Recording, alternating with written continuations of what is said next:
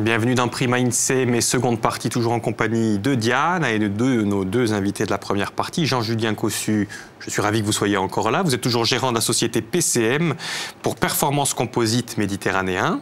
À côté de vous, Jean-Yves Leccia, bonjour. Vous êtes président du PIAC, Pôle des industries aéronautiques de Corse. On rappelle quand même ce que c'est que le PIAC. Le PIAC est une association qui regroupe 7 entreprises travaillant dans le domaine de l'aéronautique. Voilà. Pour certaines sous-traitants de Corse Composite et pour d'autres non. Dont celle de Jean-Julien. Jean-Julien, la société la plus importante et la grosse société sous-traitante de Corse Composite. Et on a vu dans la première partie avec vous, Jean-Julien, que vous équipez l'Airbus. Il y a quelques parties de l'Airbus qui arrivent directement de vos hangars, j'allais dire. De Tavaco à Airbus. Et c'était quoi? On rappelle, il y avait quelque chose sur... Les carmanements réacteurs, c'est le carénage du mât qui tient le réacteur. Après, il y a d'autres pièces, il y a des trappes de train d'atterrissage. Il y a beaucoup de pièces différentes quand même. Vous en fournissez combien d'ailleurs de pièces? Parce que... En quantité, c'est dur à dire, vu qu'il y a quand même de très fortes cadences en aéronautique, en nombre d'avions par mois. Mais en pièces uniques, un avion carmanement réacteur, ça représente déjà 28 pièces. Donc, comme il y a quand même... En nombre de pièces, ça doit faire... Par mois, la société PCM livre plusieurs centaines de pièces à Airbus. Par mois. Effectivement. Et puis à côté, à la table, nous avons toujours notre chroniqueuse du jour, Célia Petroni, dont c'est l'anniversaire. Rebonjour pour ceux qui viennent de nous retrouver. Emmanuel Pierre, le directeur de l'incubateur, je suis ravi que vous soyez là toujours. Et il y a un invité à côté de vous qui fait partie de ce PIAC, justement. Présentez-le nous, s'il vous plaît. Oui, donc il s'agit de Paul Conil. Alors il fait partie du PIAC puisqu'il a créé un bureau d'études qui est membre aujourd'hui du Pôle des industries aéronautiques Corse. Et par ailleurs, il est également porteur d'un projet. Un projet qui consiste à concevoir, à fabriquer un ballon dirigeable semi-dirigé de forme denticulaire et dont on parlera tout de suite après le jeu. Tout de suite après le jeu, donc maintenant, on va jouer avec vous, Diane.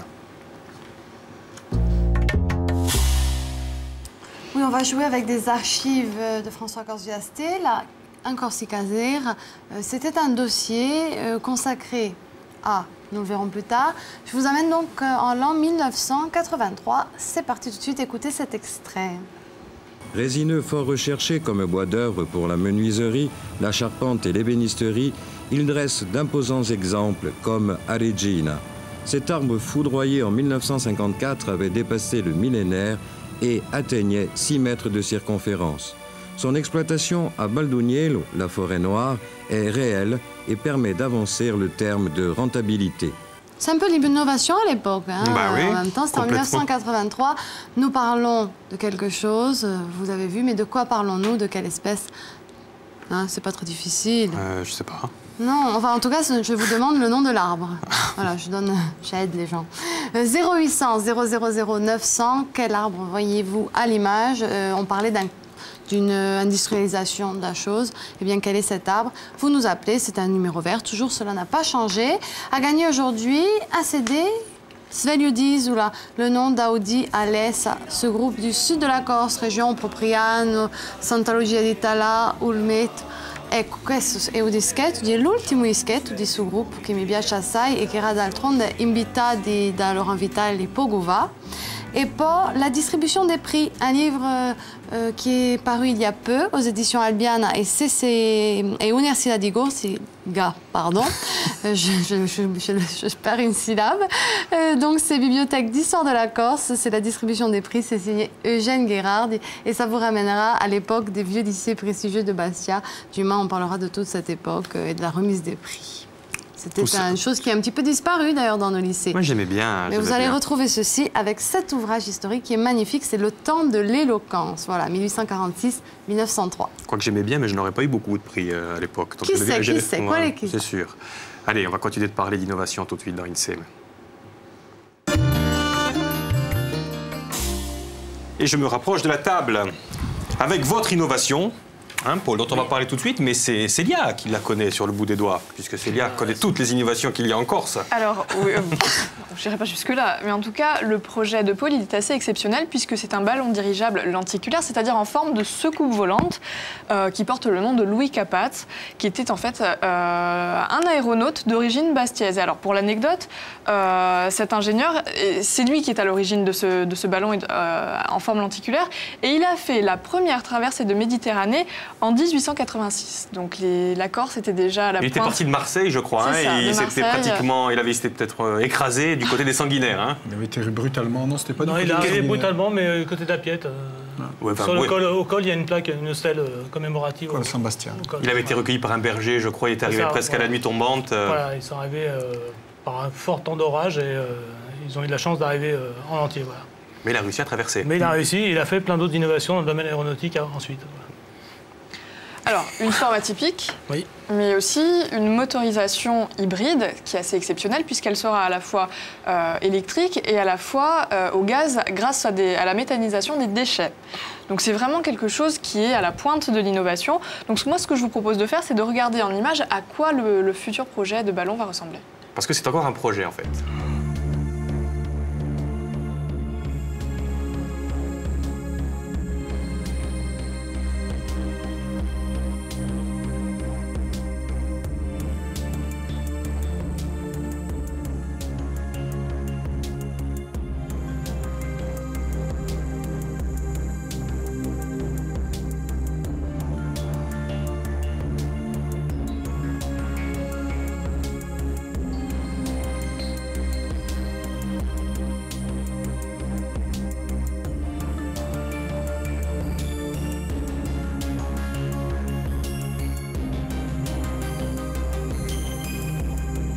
Du projet. Non. Alors vous n'êtes pas l'initiateur du projet, hein. C'est Pierre Balaskovic dans les années 1970 qui a élaboré ce projet. Alors Pierre Balaskovic, encore une fois une anecdote, c'est le frère de Josiane Balasco. Donc ça n'a pas grande importance pour le projet, mais ça méritait d'être souligné. Donc c'est Pierre Balaskovic qui vous a choisi pour poursuivre l'œuvre de sa vie. Voilà, alors c'est indirectement lié au PIAC, puisque c'est Pierre Balaskovic qui a rencontré les membres du PIAC au Salon du Bourget, et il était à la recherche d'un moyen de prolonger l'activité de recherche sur ce type de ballon qu'il avait mené tout au long de sa carrière. Et donc, les gens du PIAC, et à l'époque je n'étais pas au Bourget, le PIAC, le pôle des industries aéronautiques de Corse, sachant que moi, j'avais des compétences aéronautiques et que j'étais relativement disponible, m'ont proposé de rencontrer Pierre Balaskovic et de voir si le projet présentait un intérêt. Et c'est un projet qui présente un intérêt au niveau insulaire, d'une part par ses applications qu'on a vues sur le petit film, et d'autre part qu'est-ce qu'on a vu comme application sur le petit film? Parce que moi j'en ai vu, mais j'ai pas bien. Qu'est-ce qu'il y a comme application avec ce ballon? Ce ballon, les ballons, il y a deux types de ballons. Il y a les ballons porteurs qui vont soulever de la charge, mais comme des sous-marins, à chaque fois qu'on change la charge, on est obligé de ballaster et de changer le volume du dirigeable, ou des ballons d'observation comme celui-ci, qui sont plus simples techniquement et qui sont dédiés à toutes les applications où on a besoin de voir des choses. Là, typiquement, dans le film, on voit la surveillance incendie. Ça peut être une application importante au niveau insulaire, au niveau préventif et en moyens complémentaires aux moyens existants pour soulager la charge, justement, des moyens aériens existants qui sont, on l'a vu dans l'actualité, assez chargés et qui amènent des problèmes de gestion.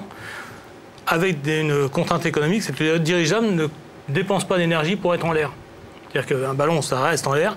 Et donc, on a des coûts d'emploi beaucoup plus faibles que des moyens aériens conventionnels. Donc ça, c'est un type d'application possible. Voilà. Mais il y a combien de types d'applications avec ce ballon? Alors, il y a la surveillance incendie, oui. Tout ce qui est surveillance maritime, là, ce qui peut être des contrôles de pollution sur les bateaux, des choses comme ça. La surveillance événementielle, c'est la retransmission d'événements sportifs. Là, les exemples de cyclisme, ça peut être le Tour de France ou d'autres activités. Et bien sûr, tout ce qui est tourisme, puisqu'on peut emmener des gens. On peut monter à plusieurs, voilà. Hein, je crois, c'est bien. 5 personnes.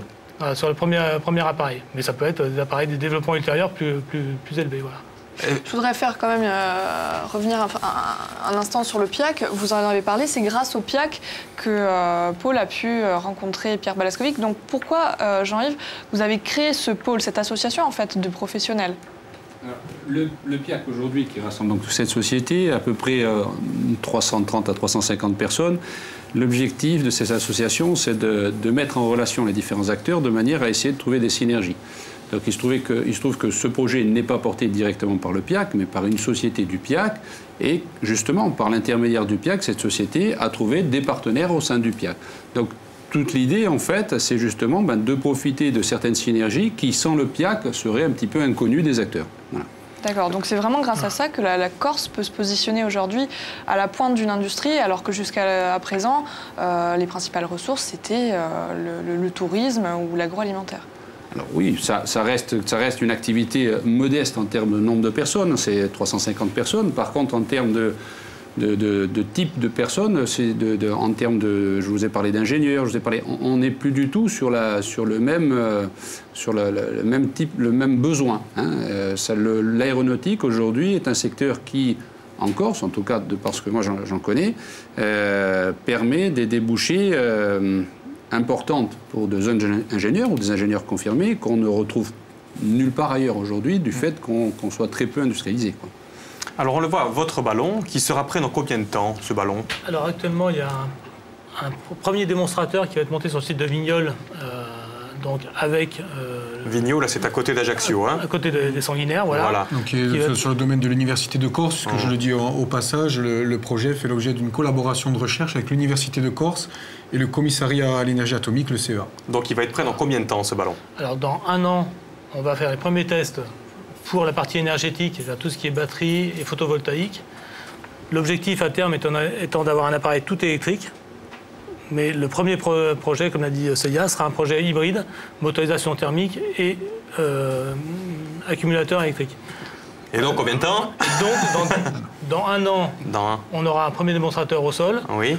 Après, il faut qu'on raconte environ une période de 6 mois pour la certification par les services officiels de la DGAC. Et on estime que dans 2 ans, on devrait avoir un appareil volant. Dans 2 ans, un appareil volant. Encore une fois, c'est équipé avec du composite. Est-ce que c'est le matériau incontournable encore? Je me retourne vers vous, peut-être Jean-Yves ou vers vous. Pourquoi encore du composite? Parce que le composite a des qualités de solidité et de légèreté qu'on ne retrouve pas sur d'autres matériaux. Et en plus de souplesse de mise en œuvre. Donc c'est un matériau qui s'impose lorsqu'on cherche dans un avion déjà, ça s'impose. Sur un plus léger que l'air, c'est encore quelque chose. Sur un plus léger que l'air comme un dirigeable, c'est encore plus important. Et en plus, au niveau insulaire, on a les partenaires qui maîtrisent ce matériau. Donc c'était indispensable de passer par la filière composite pour développer ce type d'application. Emmanuel, vous vouliez rajouter quelque chose? Non, simplement, effectivement, les structures de ce dirigeable seront en composite. Et donc, ce savoir-faire développé par les membres du PIAC permet d'attirer des projets. C'est un véritable outil de marketing territorial, ce pôle. Donc on a bien compris que ce dirigeable, il va être écolo, c'est cela? Voilà. Expliquez-nous comment. Alors, comme je disais tout à l'heure, oui. Particularité d'un dirigeable, c'est de ne pas dépenser de carburant pour rester en l'air, contrairement à un avion. Deuxièmement, le fait qu'on utilise une technologie hybride qui se servent de la technologie moteur thermique conventionnelle, mais ces moteurs ne fonctionnent pas à l'essence, ils vont fonctionner avec un carburant gazeux issu de la valorisation de la biomasse, sur lesquels travaille aussi l'Université de Corse. Donc ça permet d'avoir déjà une valorisation et de ne pas employer des carburants fossiles traditionnels. Et d'autre part, l'autre partie de l'énergie, c'est l'énergie électrique, qu'on va avoir d'une part stockée sur l'accumulateur, et d'autre part qui sera alimenté par le revêtement photovoltaïque qui est en cours d'étude au CEA. Voilà. Là, on le voit, hein. Pourquoi vous avez choisi une forme de soucoupe volante pour votre ballon? Alors, la forme lenticulaire, elle a deux qualités principales. D'une part, sa compacité, elle est plus compacte qu'un grand dirigeable type cigare, comme on est habitué à les voir. Et d'autre part, sa stabilité au vent, quelle que soit la direction du vent. Vu qu'elle a une forme qui est plus symétrique, que le vent vienne de face ou du côté, elle réagit à peu près pareil. Ça permet d'être moins sensible, notamment au vent latéral, et de faire des missions d'observation d'une façon plus confortable et en dépensant moins d'énergie pour se stabiliser. Par contre, sur un dirigeable de voyage, comme on a pu connaître à l'époque des zeppelins, la forme cigare est meilleure. Voilà. Et les zeppelins n'utilisaient pas de l'hélium, mais de l'hydrogène, qui était inflammable et donc dangereux. On l'a vu avec l'Hindenburg. Jean-Yves, comment ça se passe au niveau du PIAC? C'est-à-dire qu'il y a des réunions, puis on dit, bah, tiens, toi, tu n'as qu'à faire un ballon lenticulaire, toi, tu n'as qu'à faire ça. Comment ça s'organise le travail entre vous? Parce que comment est née l'idée de Pôle? Alors, Au sein du PIAC, d'abord je rappelle... Hein, donc du pôle des industries aéronautiques de Corse. Le ballon n'est pas porté par le PIAC, hein, c'est porté par un partenaire du PIAC qui ensuite profite de la synergie. Donc, c'est l'intérêt d'une association, hein, c'est que les gens se connaissent. Hein. Par contre, au sein du PIAC, on va définir quels sont les besoins futurs en termes de développement de l'entreprise élargie, je dirais, Corse Composite et ses partenaires, et on va faire en sorte que deux partenaires ne partent pas sur le même projet ou sur le même besoin. Hein. Donc, en fonction de ça, on va cibler les investissements chez un partenaire, ne pas faire les mêmes investissements chez l'autre. Je vous ai expliqué qu'on essaie de faire en sorte qu'il n'y ait pas de concurrence au sein du PIAC. Donc le PIAC est une association, c'est tout à fait informel, hein, ça ne peut pas diriger quelque chose, mais c'est une association qui va informer, guider, proposer des choix à des partenaires qui, eux, ensuite, choisissent de suivre les orientations décidées par le PIAC ou pas. Ça reste tout à fait libre. Mais la vocation de Corse Composite, c'est d'exporter. Hein. On a bien compris que vous faites 30 millions, je crois, d'euros de chiffre d'affaires. Là, ça n'a pas vocation à l'exportation, ce ballon.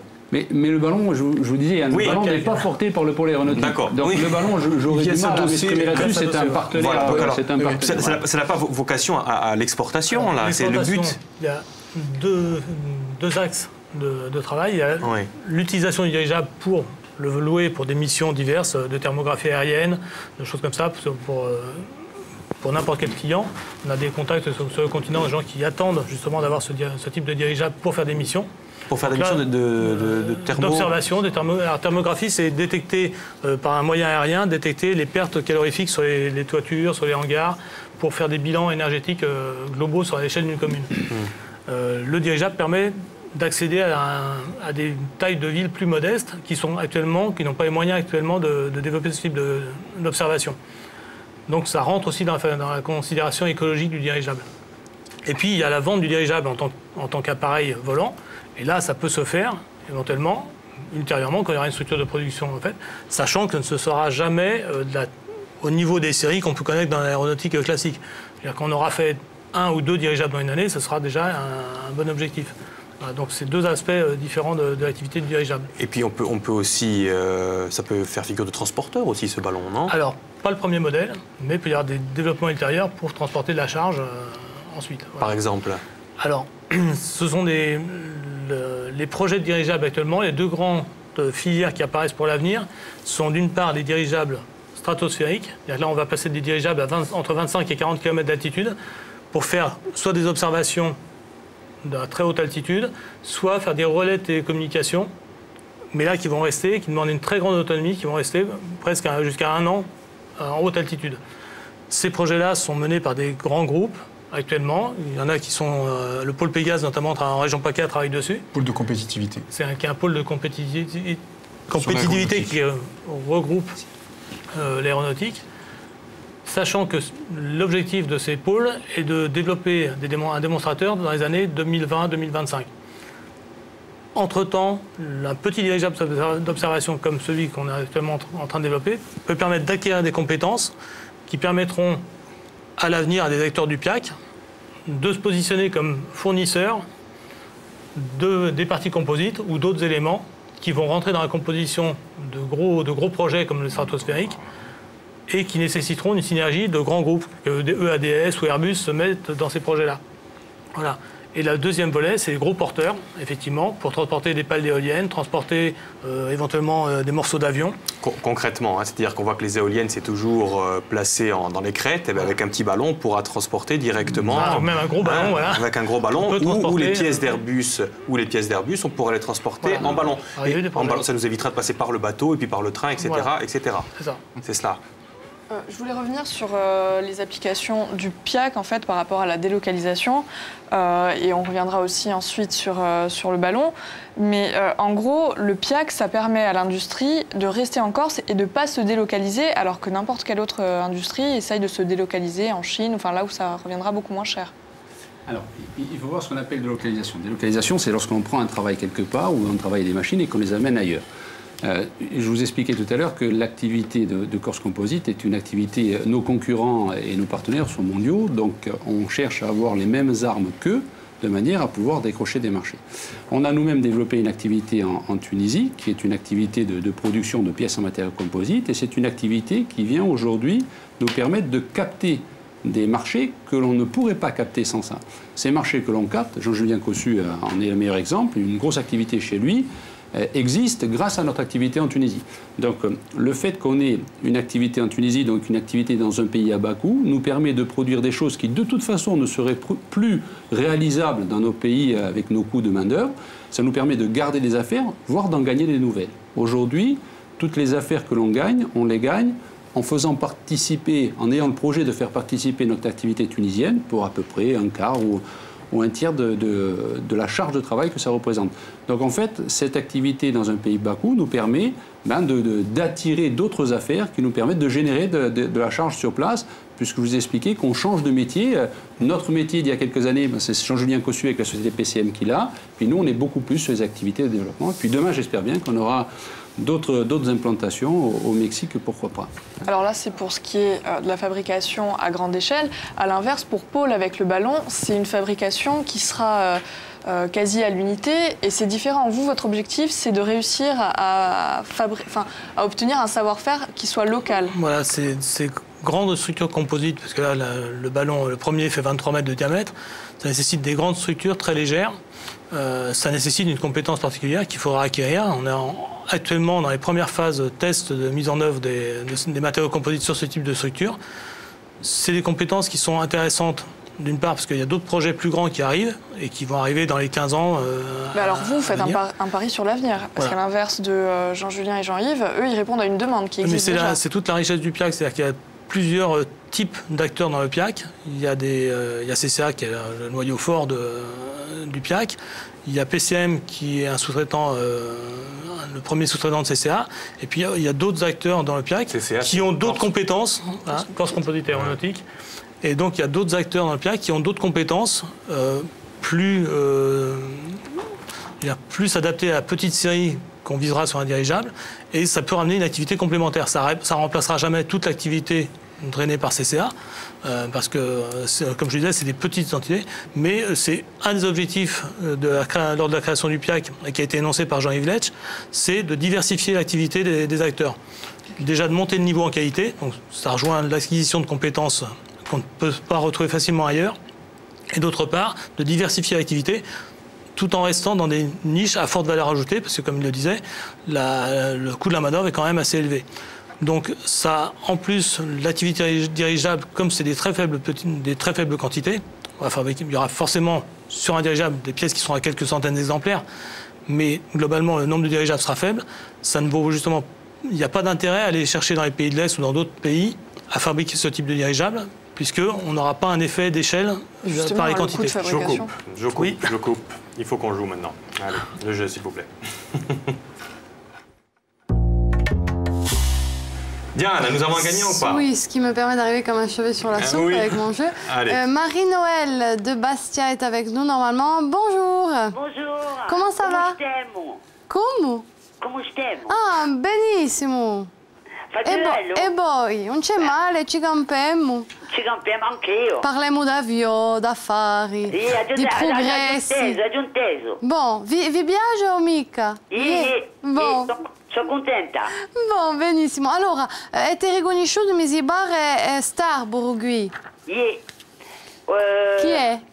Le Pain Lariccio. Ecco, magnifico. E beh, mi avete la risposta insieme. Statevi con noi, Grazie. A subito.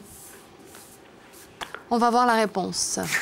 Oui, je pense. Durastante Alexandre, chef de district, originaire de Calagouche, en poste à Calagouche, 33 ans de service. Giuseppe Lugiani, sono di Casamacci, agent technique forestier, m'occupo di un settore di gauche e a Foresta Domaniale di Melo. Dominique Nicolini, sono Cervioninco, di Sant'Andrea Godone esattamente, sono anziano sapeur forestier, ho 5 anni di anzianità e sono a casa qui di Bobaia. Ces 5 hommes de l'ONF, Office national des forêts, gèrent la forêt de Baldugnello, 10 000 hectares où le pin Lariccio règne en maître incontesté, tant en zone domaniale que communale, dans la haute vallée du Golo.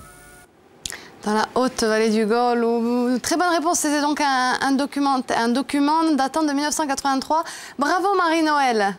Beh, vi ringrazio. Felicitazioni. Chi fate oggi? Oggi abbiamo appena spaziato. Bon, in due, questo sole spampilante, in due andate?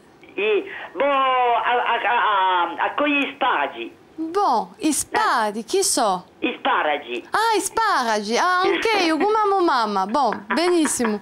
Benissimo. Bon, spero che ne troa a Buzzefo. A Wacini. Bon, spero.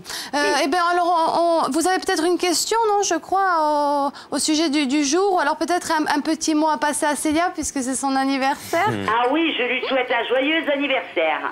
Voilà. Voilà, et je lui fais de gros bisous.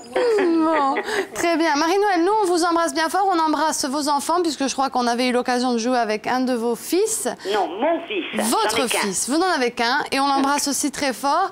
Je vous souhaite de trouver, je pense, 150, 200 asperges afin de faire les plats les plus délicieux qui soient. Arbitada. Arbitada, ecco. E frittade, dis-nous. À bientôt, hein. Allez, à Belgi. Attendez. Les cadeaux. Eh oui, Diane. Les cadeaux, excusez-moi. Je vous envoie bien sûr Sveglio Diz ou la Daudi Alessa. Et on l'a domenica. Voilà. Et puis la distribution des prix, vous l'avez jamais gagnée?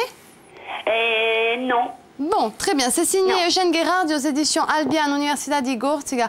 Et c'est pour vous. Elle mi gampa de tanto che mi sono scordata di regali. Excusez-moi. À bientôt, Marie-Noël. On vous embrasse bien fort. Siete troppo simpatica. Et on a du gab, on a du gerbello, mi scordo di tutto, ecco. Non, fate nulla. Vi abbracciamo forte, a presto. Anch'io. Ciao, a tutti. À bientôt. A presto, a Belgi. Oh, quelle bonne humeur, ça fait plaisir. Ah non, Marie-Noël, c'est pour ça, j'en oublie les choses matérielles. Mais les gens que nous croisons dans la rue aussi ont beaucoup de questions à nous poser, toujours avec le sourire. La preuve, regardez. Quel est l'intérêt de développer une activité à petite échelle en Corse plutôt que d'exporter en Chine? On vous reparle de la Chine, Jean-Yves. Alors, on va réexpliquer. D'ailleurs, je ne sais pas si on en a parlé. Oui, pour l'export. Pourquoi vous allez en Tunisie, tiens. Donc, quel est l'intérêt? Vous répondez à la question. Quel est l'intérêt Alors, en fait, ce qu'il faut faire aujourd'hui, d'abord, il ne faut pas oublier que pour fabriquer quelque chose, il faut qu'il y ait quelqu'un qui veuille bien l'acheter. Donc, il ne faut pas oublier qu'il faut qu'il y ait un client. Pour qu'il y ait un client, il faut qu'il y ait un marché, et il faut que votre offre réponde aux besoins du client. En termes de coût, aujourd'hui, sur des pièces de ce niveau-là, on va répartir le coût de fabrication des pièces et on va fabriquer chez nous ce qui doit nécessairement être fabriqué chez nous et on va les fabriquer ailleurs dans des pays à moindre coût de main-d'œuvre, une partie de ces pièces-là, de manière à ce que notre offre soit compétitive et qu'on puisse la vendre sur le marché. Donc plus on est orienté vers de la petite série et moins on va avoir besoin de la compétitivité de cette offre parce que les clients ne vont pas demander des prix extrêmement compétitifs. Mais par exemple, nous aujourd'hui en Tunisie, on fait fabriquer des pièces d'Airbus A320 et Airbus A320, on livre 40 avions, enfin 40 sous-ensembles par avion par mois. C'est-à-dire que quand on livre 40 avions par mois, les clients, eux, qui vont commander 200 Airbus A320 vont demander des prix extraordinairement bas. Donc, en conséquence, il va falloir que nous-mêmes, on sache adapter nos moyens de production et nos schémas industriels de manière à répondre aux clients et de pouvoir se placer. Il ne faut pas oublier que si ce n'est pas nous qui le faisons, ce sera un Chinois qui va le faire. Donc c'est ça, la compétition se trouve là. Mais comment ça se passe, Jean? Vous partez, vous, en tant que lobbyiste, comme ça, vous allez voir les gens de chez Airbus en disant regardez, nous on a ça, ou comment ça se passe, tiens, concrètement, ça? Alors ça se passe de manière assez simple. On vend la compétence de l'entreprise ou du pôle aéronautique. Il ne faut pas oublier que la compétence, ça dépend des hommes. Donc on vend la compétence de nos salariés, ce que l'on sait faire et historiquement la manière dont on s'est comporté. On est des entreprises sûres, fiables. Imaginez qu'on aille voir Airbus et qu'on dise je voudrais faire des pièces à 320, on fait 40 à 320 par mois, si on livre avec 2 jours de retard, on ne sait même pas où livrer la pièce, l'avion a déjà bougé. Donc ça veut dire qu'il faut d'abord vendre quelque chose que l'on est, c'est-à-dire on vend des sociétés sûres, fiables, et on vend des coûts compétitifs. Ensuite, on va essayer d'accrocher les marchés qui nous paraissent les plus adaptés par rapport soit à nos moyens industriels, soit par rapport à notre stratégie de développement. Aujourd'hui, On ne fabrique plus un avion chez Airbus en se posant la question de est-ce qu'on consulte Corse Composite sur les trappes de train d'atterrissage. Les trappes de train d'atterrissage, on va consulter systématiquement Corse Composite. On ne va pas nous choisir systématiquement, mais on est devenu des gens, un passage obligé dans les consultations. C'est notre core business. Les Karman de ma réacteur, c'est notre core business. Oui. Vous n'avez plus à aller voir, vous n'avez plus besoin, parce qu'à côté de ça, si vous dites que c'est mondial, il y a des temps j'imagine qu'il y a des Asiatiques qui viennent et qui disent attendez, nous les trucs pour les ailes, on fait mieux, quoi. Je me suis mal exprimé. On y va tout le temps, parce que ça bouge tout le temps. La vérité d'aujourd'hui n'est pas celle de demain. Donc aujourd'hui, quand on dit nous on sait faire ça, si on reste sur cette position-là, ben, quelqu'un d'autre va demain arriver et dire moi je sais faire la même chose. Donc tous les ans, quand on va voir nos clients potentiels, on va leur dire ce qu'on sait faire de plus. Et sur quoi on a décidé d'orienter nos stratégies de développement. Et est-ce que vous allez voir Boeing? Parce qu'on a vu que vous êtes souvent avec Airbus. C'est Airbus on peut dire que c'est Airbus qui vous fait vivre, hein, de toute façon, non? Ou pas? Est-ce que c'est mal? Ou c'est nous qui faisons vivre Airbus en étant tout à fait modeste. Voilà, vous avez raison, c'est un échange de bons procédés. Est-ce que vous allez voir de temps en temps Boeing en disant regardez, nous on a un savoir-faire chez Airbus, mais vous, on pourrait vous faire un truc comme ça? Est-ce que vous pourriez le faire? Avec vous, Jean-Julien, allez-y. Alors, c'est tout à fait ce qu'on souhaite faire, c'est-à-dire que Boeing n'est pas un constructeur qu'on a sollicité en direct, mais par contre, aujourd'hui, Jean-Julien Cossu fabrique des panneaux acoustiques qui vont dans les moteurs de Boeing 737 de nouvelle génération, où on livre à peu près 40 avions par mois. Boeing livre 40 avions par mois. Donc, par l'intermédiaire de motoristes, c'est-à-dire des gens qui fabriquent les moteurs des avions, on va produire des pièces pour les Boeing. Alors maintenant, Corse Composite a dans sa stratégie de développement l'objectif d'accrocher du Boeing en direct. Parce qu'aujourd'hui, on peut très bien le faire. Du fait de... Alors, je vous ai parlé d'Airbus, parce qu'on parle souvent d'Airbus, les gens voient très bien ce que c'est, mais par exemple, pour Dassault Aviation, le prochain avion de Dassault Aviation, qui est encore secret, on peut dire qu'on travaille dessus, mais on ne montre pas ce qu'on fait, on va fabriquer, on va concevoir, on est en train de concevoir aussi tout le dessous de l'avion. C'est-à-dire il y a 45 mètres carrés de surface fait de plusieurs très grands panneaux qu'on est en train de développer. Donc il n'y a pas qu'Airbus, il y a Airbus, il y a Dassault, il y a d'autres clients. Mais Airbus, c'est un gros client. Oui, mais alors comment ils vont le prendre Airbus si vous dites bon, maintenant on va travailler pour Boeing? Parce que c'est peut-être plus intéressant. Est-ce qu'on peut travailler pour Airbus et pour le concurrent? C'est la même stratégie qu'on développe au travers du PIAC. Au travers du PIAC, j'ai demandé aux sociétés, et je leur ai même imposé, qu'ils développent une autre activité que pour celle de Corse Composite. Tout simplement parce que quand tout va bien, c'est pas très gênant de travailler que pour un seul client, mais quand ça commence à aller mal, on est bien content, nous, clients, que ces sociétés-là travaillent pour d'autres clients. Donc nous, si on va voir Boeing, le tout, c'est qu'on ne mette pas sur le marché des innovations que l'on a développées avec Boeing, avec Airbus. Et est-ce que la Corse n'est pas trop petite, justement, pour ça, finalement? Ça sera vraisemblablement le mot de la fin, hein, ou pas? Je sais pas. On est aujourd'hui 300 personnes, potentiellement ça peut tripler. Est-ce que 900 à 1000 personnes qui travaillent dans l'aéronautique, ça intéresse ou pas la Corse? Voilà. Eh ben, c'est la question que je vous pose. Je serais moi, ça m'intéresserait énormément. Je serais décideur, ça m'intéresserait énormément. Mais potentiellement, dire qu'en 10 ans, on va tripler l'activité, c'est loin d'être idiot. C'est loin d'être idiot. Ah oui, c'est loin d'être idiot. Dans le domaine de la formation, il reste beaucoup à faire, donc sur le sol. Alors, on peut importer. Non, il y a énormément d'aide qui nous est dispensée de par les partenaires institutionnels, hein, sur la formation. Mais bien évidemment, comme on n'est pas une région orientée aéronautique, il y a encore beaucoup de choses à faire, mais il y a aussi beaucoup de choses qui sont faites aujourd'hui sur la formation, notamment Jean-Julien Cossu en bénéficie à travers la Chambre des métiers. Tout à fait. On l'a vu, il y a la petite musique qui nous dit, mais j'ai bien retenu, tripler les effectifs en 10 ans, c'est pas... c'est pas du tout impossible. Irréalisable. D'accord, bon. Diane. Oui, ce soir, aux côtés de Philippe Martinet. Bien sûr, je reviens avec mes informations plus terre à terre. Jean Rouault, prix Goncourt, il viendra aux côtés de Philippe à partir de 18h30 pour présenter son dernier livre paru aux éditions Gallimard. D'accord, c'est à 18h30. Nous, on se retrouve demain, même endroit, même heure. Mais vous savez qu'il y a les rediffusions aussi, hein, chaque jour à 8h20. Passez donc une excellente après-midi. La rediffusion demain et avec nous à midi. Merci beaucoup, messieurs. Merci. Et rendez-vous demain. Allez, au revoir.